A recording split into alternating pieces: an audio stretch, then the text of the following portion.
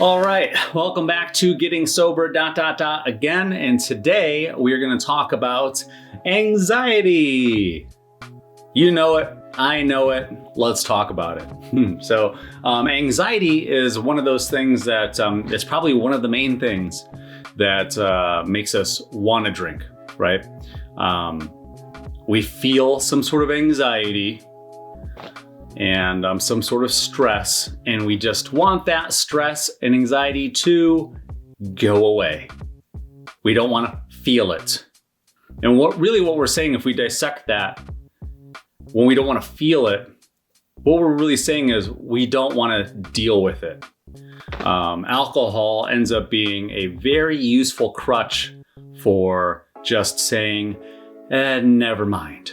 You know, you put yourself in a state of incapacitation and intoxication that, well, you're not really suited to do anything about it anyway. So, you know, you shouldn't maybe be driving a car. You shouldn't maybe be giving advice. You shouldn't be working a plow or a crane or heavy machinery. So you can't be trusted to do those things. So why would you trust yourself to deal with any kind of stress or problem solving or anxiety, right? So that's what alcohol ends up being a crutch in that particular way. And it just makes us say, nah, never mind. I'll deal with it tomorrow, right? And it's always tomorrow. And then you wake up tomorrow and you think about last night and you drank last night, and then that makes you feel depressed. And then now your workload, every day the workload gets bigger and bigger and bigger, right? Every day we have more tasks we have to do, more errands we have to run. The pile of laundry gets bigger, the pile of dishes gets bigger, the deadline gets closer, and still it gets worse because we didn't handle what we should have done yesterday, right? And alcohol is fantastic. I used to say, it's fantastic for what I used to like to call time traveling. I used to just treat it like, well, I'm just gonna time travel through this day. I'm just gonna coast through today, and it'll just be over. And I won't have today is a long time. It's a long time today, and it's giving me a lot of anxiety thinking about how much time there is in the day. You know, when you're drinking, I mean, even when you're sober and you have a healthy mind and diet and everything's good. You wake up at 7 o'clock in the morning. Or 6 o'clock in the morning on a day that you don't have to, what are you gonna do? I think a lot of people will probably say yeah, I'm sure some of you are rise and grind people, but I think a lot of us look at the clock and realize we don't have to do anything, so we don't, and we just go back into that wonderful place where we don't have to make any decisions, where anxiety can't follow us, right? And next to being dead, the next consolation is just being asleep. And I think that's why we can be so addicted to falling asleep or being sedated, because it's the closest that you can be without having to feel anything.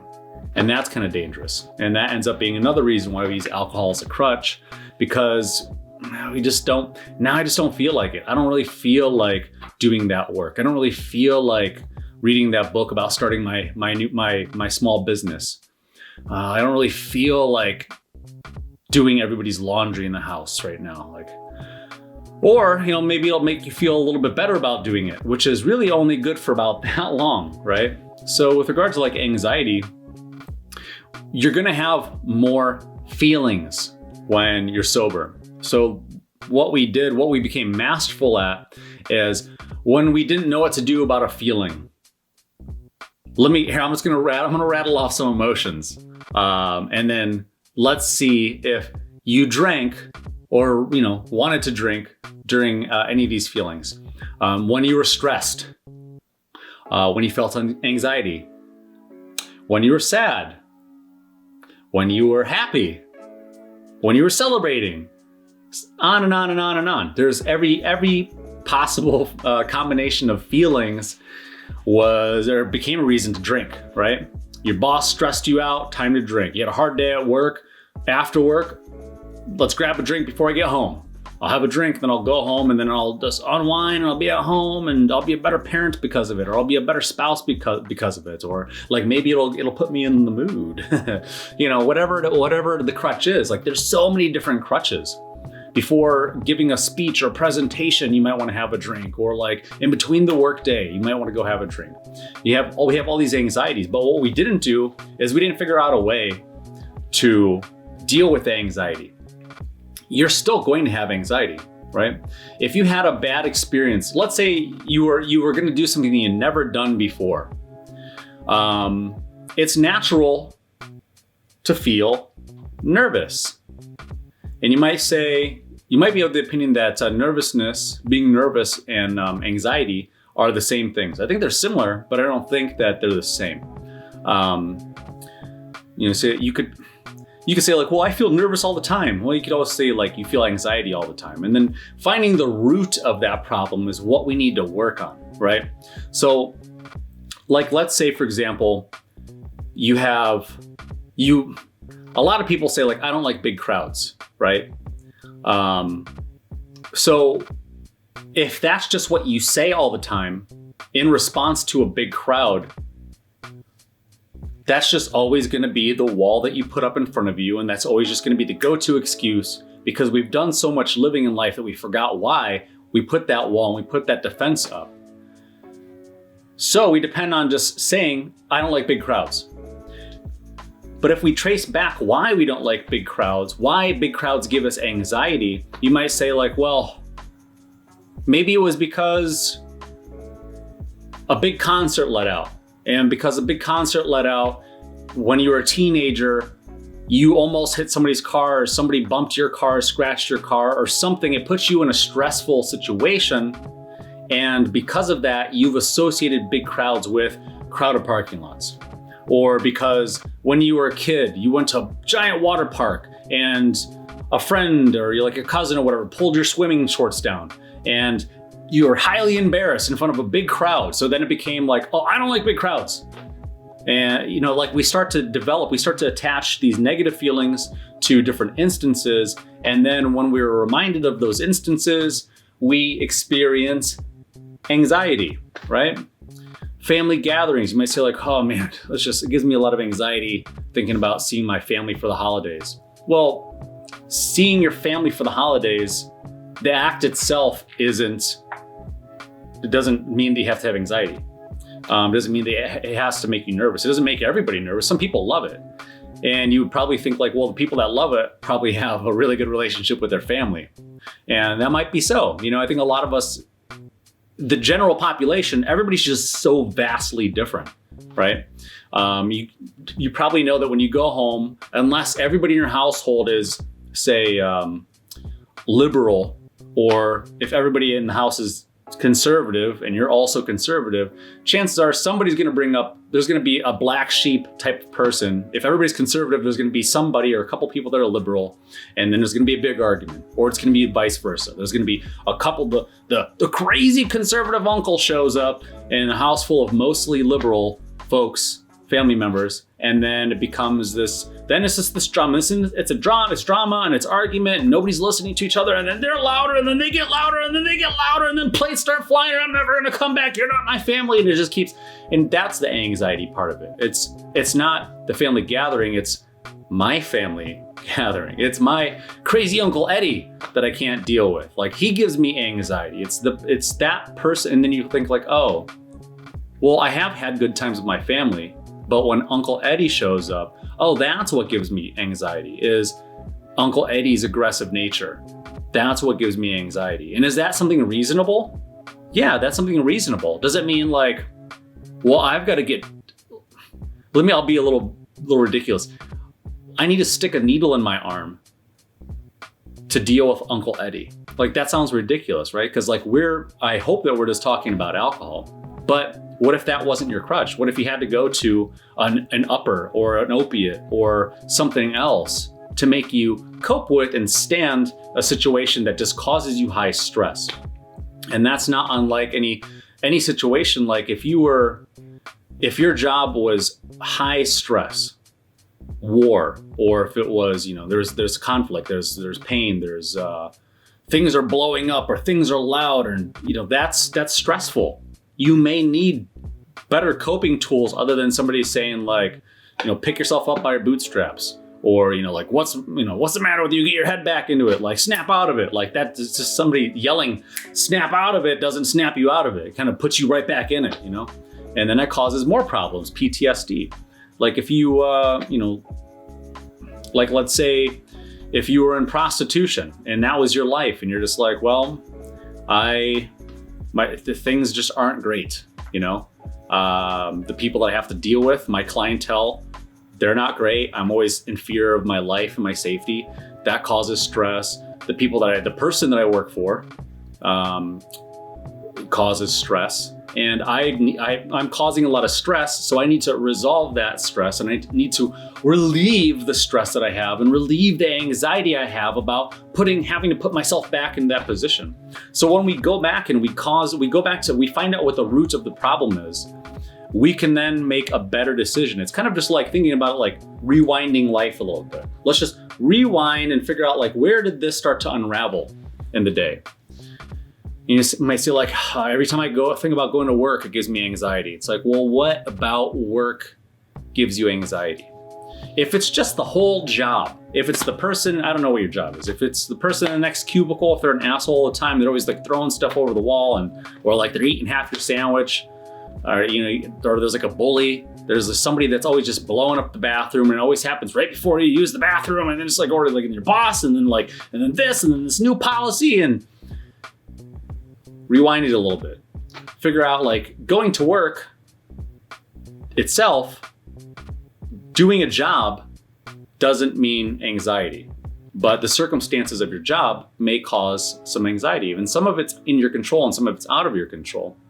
But what you can do is try to get things more so in your control, and then reapproach how it is that you want to deal with it and how you can actually deal with it besides doing this. You're taking a glass, you're lifting up to your face, and you're drinking it. And I know it's not that simple. What you're doing is you're introducing then a poison to your body, and that poison ends up changing your reward center in your brain and releasing X amount of dopamine into your system, and then also creating a whole chemical imbalance inside of your body. But we associate it with taking the edge off so that our problems become a little bit easier than they were previously. However, we probably didn't solve the problem. Or we were also probably overthinking whatever the problem or the issue was in the first place. One of my least favorite things about going to the bar and dealing with drunk people was it seemed like they always, like everything seemed to be so extra dramatic.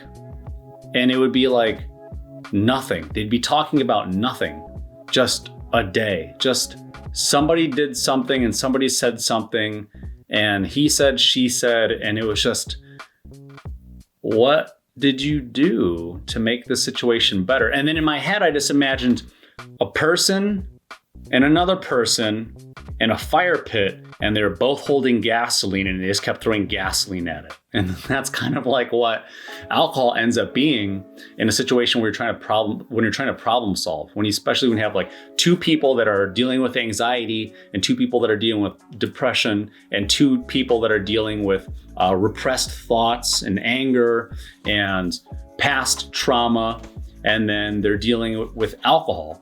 They're using alcohol as a crutch instead of like logically thinking about the root of the problem and how to healthily approach dealing with that problem so that they can better manage how they're going to feel again in the future. Because you are going to feel again in the future. You are going to feel happiness and sadness and anger and nervousness as well, right? And it's okay to feel all of those things. But what it's not okay to do is to abuse drugs or alcohol because you don't know how to approach a situation, right? It is natural. Like if you were gonna go like prom, right? Like I just avoided like prom and homecoming and all that kind of stuff, like formal dances when I was in high school. I just avoided all that stuff. But that was also like, when I look back at it, I didn't want to get picked on.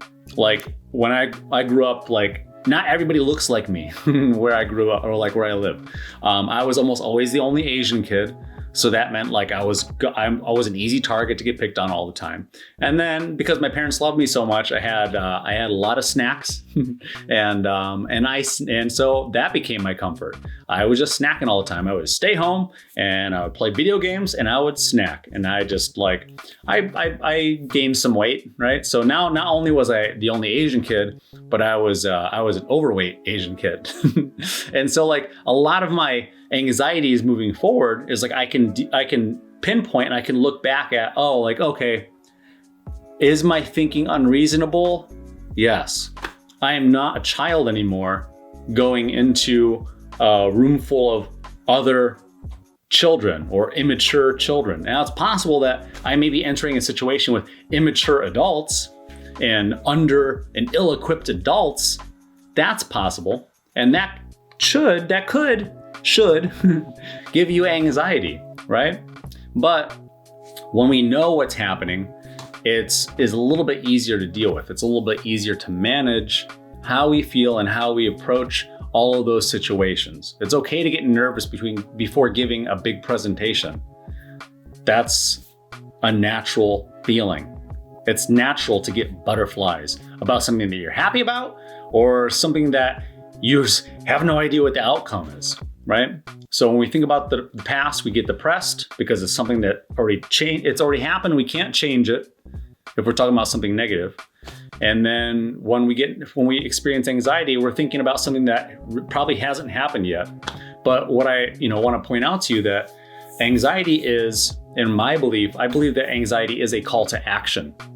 It's the way I try to look at it, and it's not perfect. Like I still get anxiety sometimes, and I just disappear into a nap. Sometimes I'm just like, I'm overwhelmed. I can't deal with this. But what I don't do now is go have a beer and a shot until I'm too intoxicated to deal with the whole rest of the day. So I just drink myself into passing out, which was my go-to move for quite a while. But now, I sit down with how I feel and I observe and I start to ask myself the very real questions. Why do I feel this way? Why is getting this work done giving me so much anxiety? And is it because of the client, or is it because of a past client? Or is it because I let myself down too many times? Or is it because I don't quite have the skills to perform the job or perform the task as efficiently as I want to? And therefore it's going to take me longer, and maybe I'm not going to earn what I think I deserve. There's all types of reasons that you're going to experience anxiety or a nervousness. And as long as you don't do anything to figure out why you're experiencing that anxiety and how to correct that call to action, you will continue to use the only tool that you have.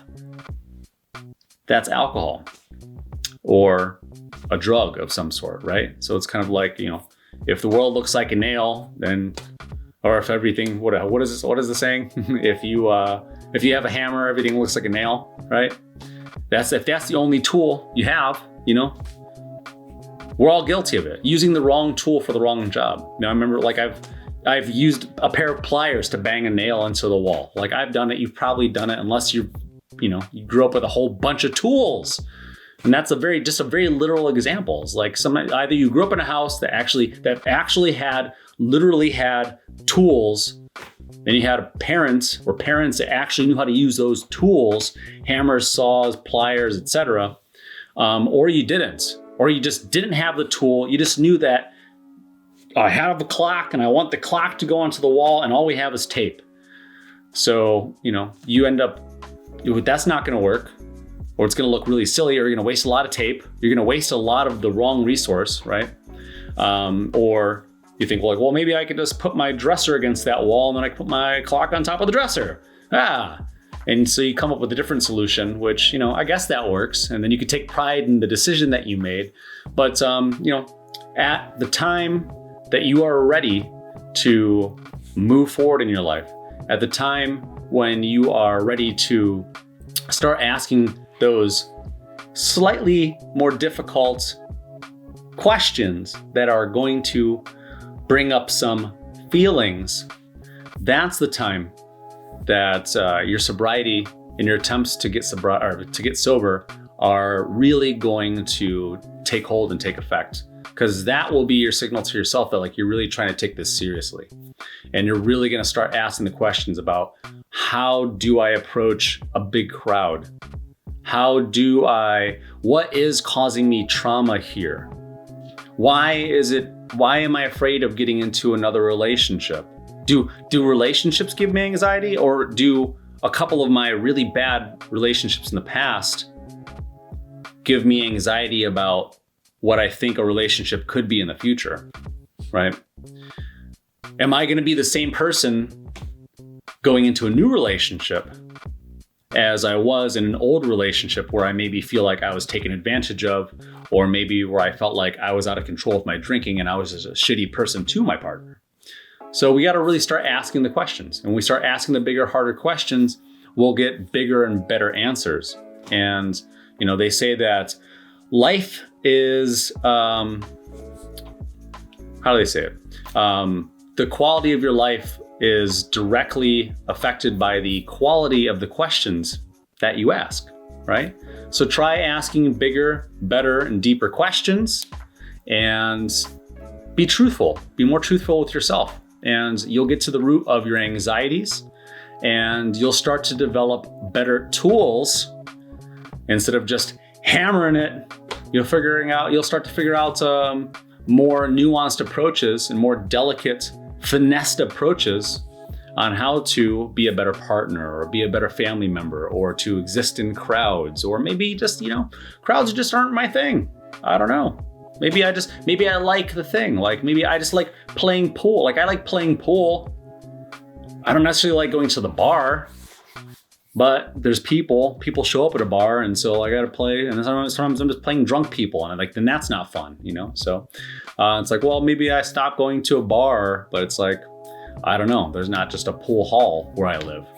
So there's different approaches. So figure out whatever works best for you in your approach for dealing with anxiety, except for alcohol. If you have any questions, message me below. And thank you for liking these videos. Thank you for subscribing, and feel free to comment below. I try my very best to get back to each and every one of you. And good luck on your journey. I will see you in the next video.